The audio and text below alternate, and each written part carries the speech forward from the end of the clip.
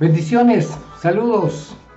Qué bueno estar nuevamente junto a ustedes para compartir una porción de la palabra del Señor y por supuesto también dilucidar, ¿no es cierto?, algunas interrogantes, sobre todo nuestros hermanos jóvenes que están recién llegados a la congregación. Y cuando digo jóvenes no me refiero a jóvenes de edad, ¿no? Me refiero a personas que tienen poca experiencia en las cosas del Señor, que eh, pueden tener 50, 60 años, pero están recién llegando a una congregación. Son jóvenes en las cosas de Dios.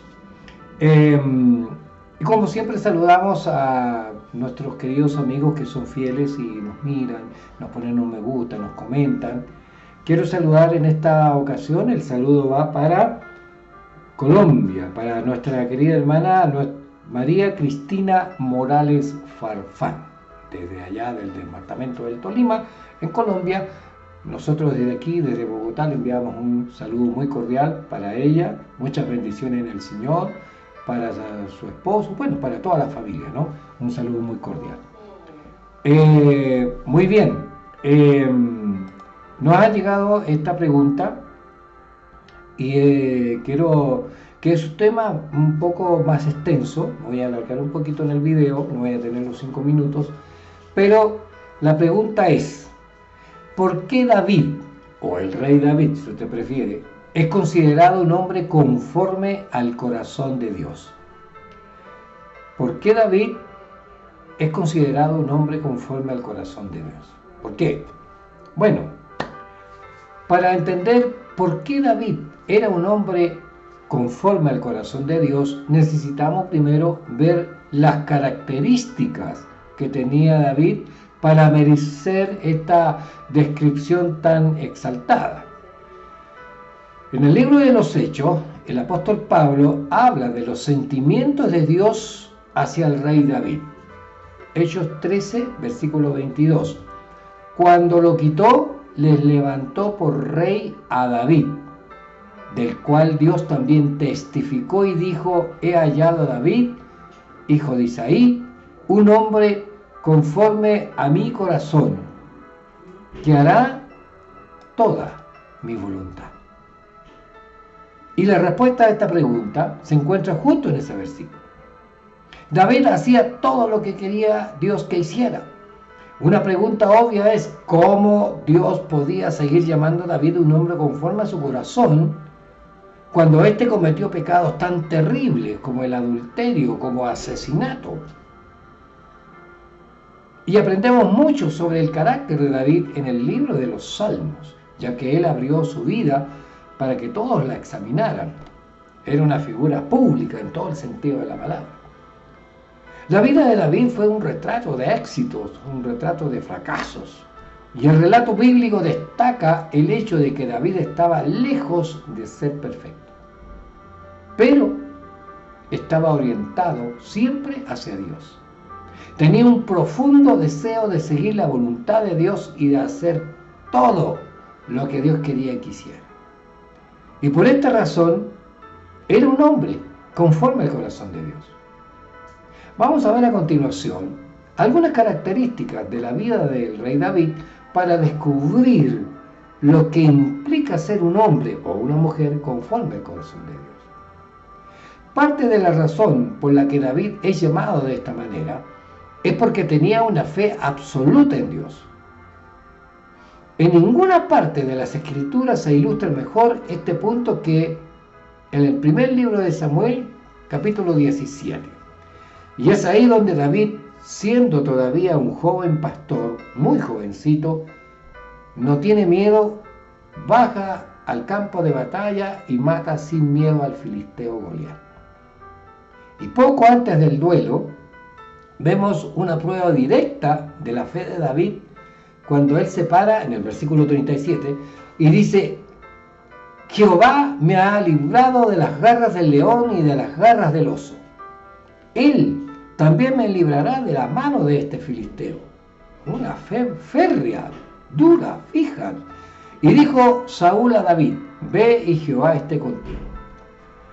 David era plenamente consciente de que Dios tenía el control de su vida y tenía fe en que Dios lo libraría de un peligro inminente. Ahora, ¿de qué manera se podría aventurar una persona en una situación potencialmente mortal con tanta calma y con tanta confianza?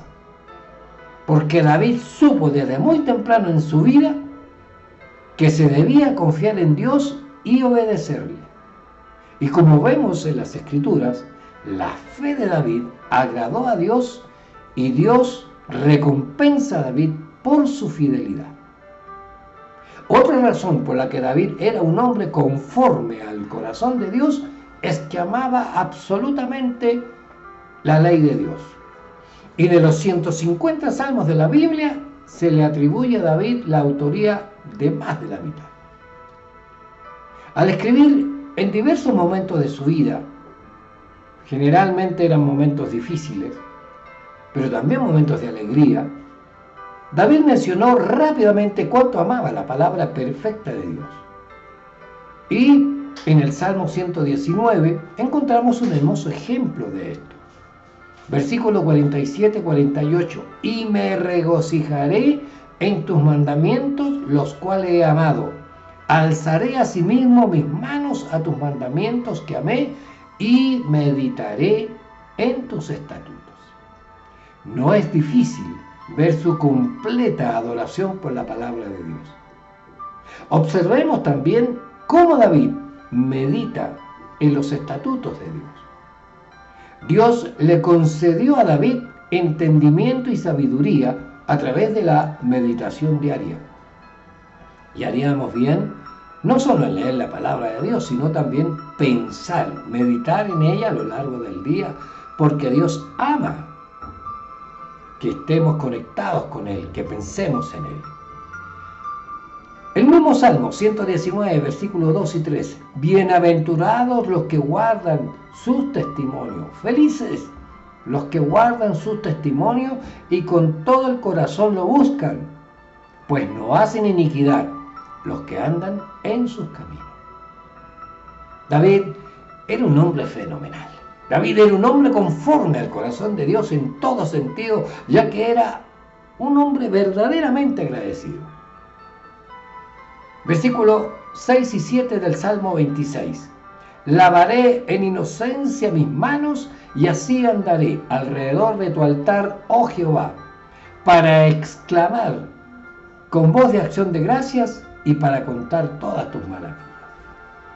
En realidad, la vida de David estuvo marcada por temporadas de gran paz y prosperidad, así como también por momentos de temor y momentos de desesperación.